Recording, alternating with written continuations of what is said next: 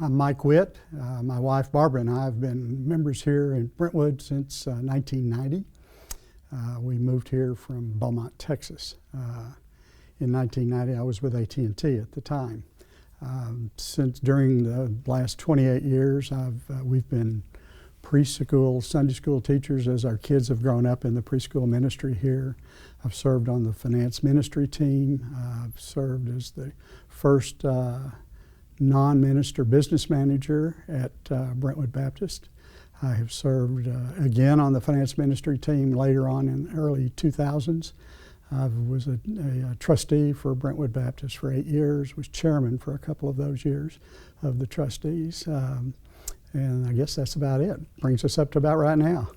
Now I have two children that Carrie was 2 when we moved here to Brentwood, and she grew up as a child and attended all the activities at Brentwood, all the mission trips that junior high and or middle school and high school kids did, and ended up going to Belmont and graduating from Belmont. My younger daughter was born here and did the same thing, grew up in this church, went to school at Arizona State with a couple of years back here at Belmont, but ended up graduating from Arizona State.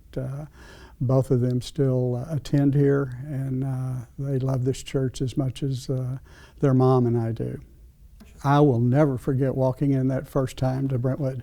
Having worked at AT&T, I knew Jim Jenkins very well.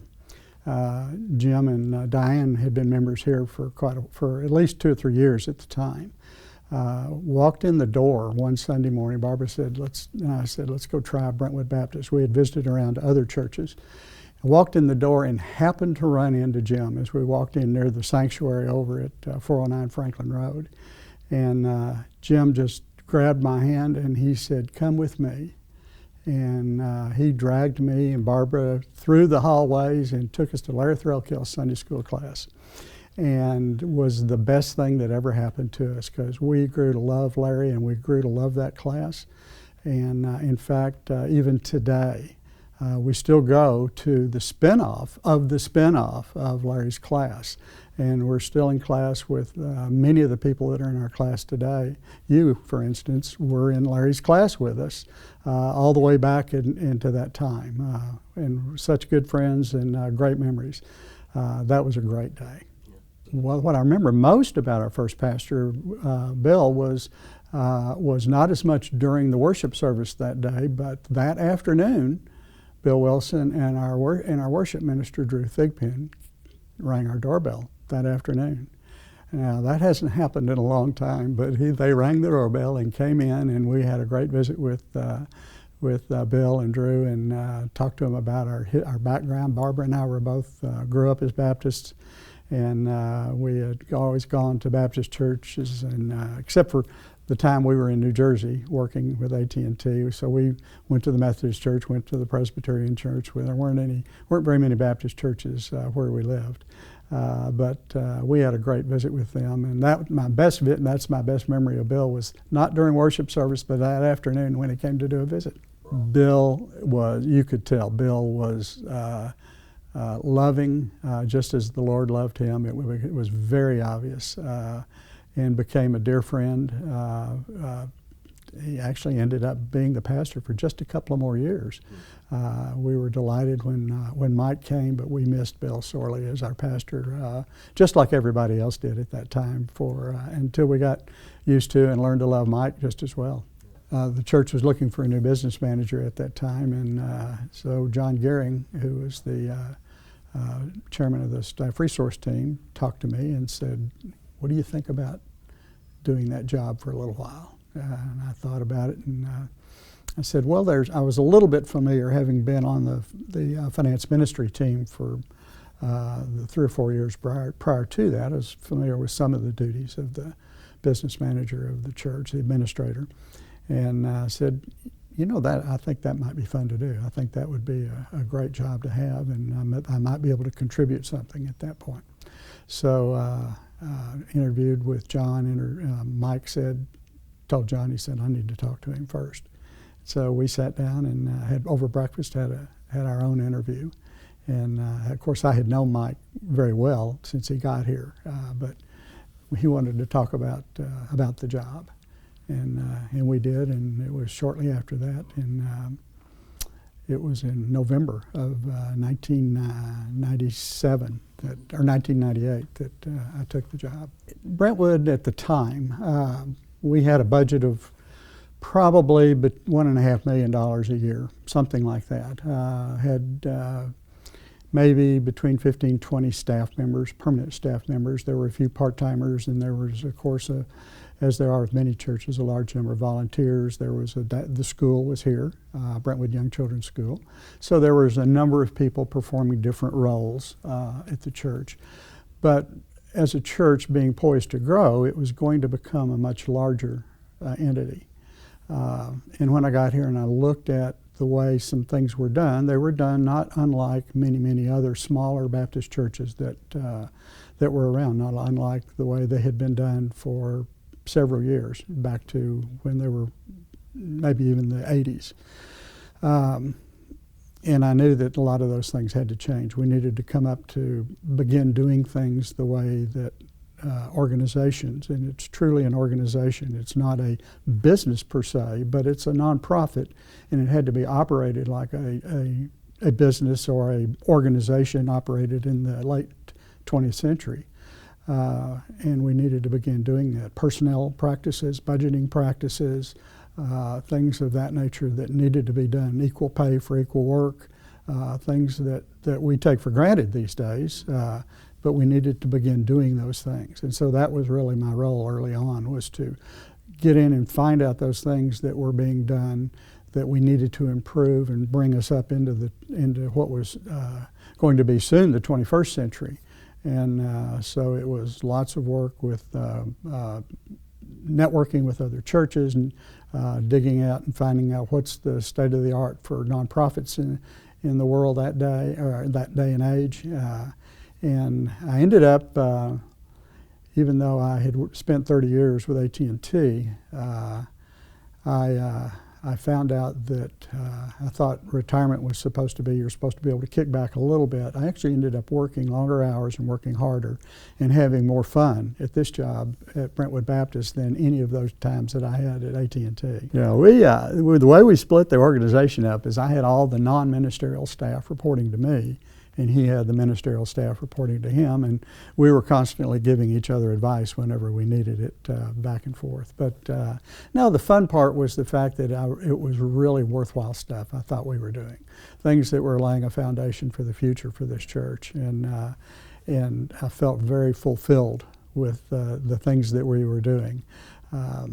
So yeah, that was really the key part, was the fulfillment that I got from doing that, and the closeness that I was able to feel with the other staff members here at Brentwood, being a part of what was going on. And well, it was a little bit of a surprise for me too, because all of this happened fairly quickly. And let me give you a little background on what had happened. We had developed that relationship with Living Hope and John Thomas back in the early 2000s, 2002 timeframe. As a church, Scott Harris had developed that relationship with John, and saw that there were some things that really were going on in Cape Town that were phenomenal, and of course they continue to be that way even today.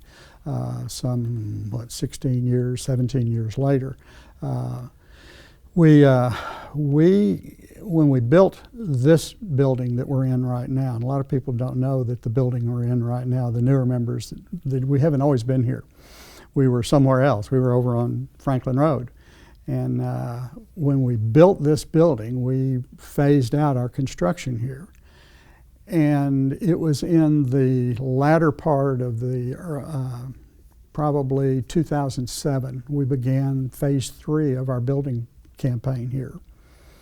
And one of the promises that we made to the church in the phase 3 of this building campaign, which was to build primarily the Connection Center, the Hudson Hall, the Connection Center. We did a little remodeling on the children's wing down here, but it was mostly the Connection Center. There came a little bit later, but also as a part of that, we did the chapel. But that was all later, probably several years after we actually moved in here earlier in 2002. We made a promise to the congregation that the very first $1 million we raised in that phase 3, we were going to give to Living Hope. Living Hope had plans to do some additional building down there, and they had a vision of building a chapel first on their property. Their property at that time existed of a small building that they used administratively. They had their hospital there on their property, but they wanted to build a chapel on their property right in front of the hospital. And so we began our campaign in April of 2007. I was going on a mission, had been on a mission trip down to Cape Town in 2006, was going back in 2008 on a mission trip down there, headed by J.J. Goldman, and there was about a dozen of us on that particular trip, and we got down there, and Scott Harris was down there with us at the time, and they were getting ready to break ground on the chapel. And turns out that I was the vice chair of our finance committee here at Brentwood, getting ready to be the chairman of that committee. JJ was the chairman of our personnel committee, and Scott came to us and said, I want the two of you to be the groundbreakers for this, given your role in Brentwood Baptist Church and the fact that you're very close to this mission that we have down there. I want you to be the groundbreakers. And so they had a little mini festival. John spoke some words. They had some entertainment from some of the kids who were involved in that mission down there. And we broke ground. We put those first spades in the earth down there. And Scott, we had already electronically transferred the money to them for that, and they were ready to go. They had the plans were drawn. They were ready to break ground and build that building down there. So it was an honor to represent the church, and I know it was for JJ too, to represent the church and break ground for that building that they had and fulfill that promise that we made to our congregation, that that's where our first $1 million of that campaign would go, and we were not going to spend it on ourselves. We were going to give it to Living Hope for that. And I've had that chance to do both. Do it locally, and I was in Larry Threlkell's Sunday school class. We built homes. Our Sunday school class, not just the church, but just our Sunday school class. We actually built homes through Habitat for Humanity, and there was an organization in Nashville early on that did the same thing, and we built under the auspices of both of those organizations. But going to Cape Town and seeing some of the folks there who, obviously the folks we were working with, lived in different quarters than we do in Brentwood. But living arm to arm with them and getting a chance to put our arms around them and to talk with them and be that personally involved with them in the mission area that we were dealing with it doesn't leave you very soon. In fact, it's easy to remember back, and it's easy to go and look back on the pictures from those trips and be able to remember the people and remember what you were doing at that time with them, and they loved having us being there too. And it was, it's a life-changing thing to do that. It really is. When we do this celebration in 25 more years, and we do the 3/4 of a century celebration for Brentwood, I think we're going to have we're going to find that vision of 100 new campuses or 100 new churches, the 500,000 conversations that were envisioned by Mike and have been expressed to us and adopted by us as a congregation. We're going to look back on that and we're going to say, boy, that was silly that we thought so low, and that it's going to be we're going to be amazed at number one, how low we thought that was and what we were actually able to accomplish at that point in time. We're going to find ourselves geographically dispersed much more than we thought we would. We'll cover a much greater part of Middle Tennessee, and if not, having moved beyond that, But I think we'll find ourselves touching lives throughout Middle Tennessee and much deeper than we ever thought we would at that point in time. I think instead of having 50 to 70 mission-minded and people that are across the seas and are in missionary roles around the world, we'll find that that's tripled at least in another 25 years, if not more, and that we will have found a way to support them directly out of this church. That's just, my small brain thinking. I would love to be able to see what's going to be happening in 25 years from now. Maybe I will, I don't know.